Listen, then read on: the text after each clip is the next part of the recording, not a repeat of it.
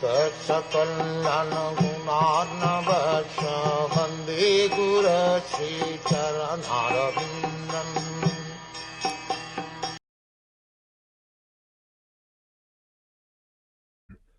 Thus he remains at home just like a pet dog and eats whatever is so negligently given to him. Afflicted with many illnesses, such as dyspepsia and loss of appetite, he eats only very small morsels of food, and he becomes an invalid who cannot work any more. Before meeting death, one is sure to become a diseased invalid, and when he is neglected by his family members, his life becomes less than a dog's because he is put into so many miserable conditions.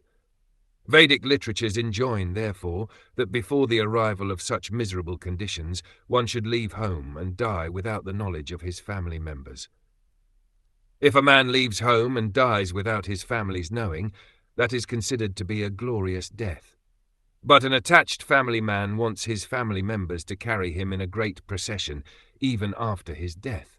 And although he will not be able to see how the procession goes, he still desires that his body be taken gorgeously in procession. Thus he is happy without even knowing where he has to go when he leaves his body for the next life.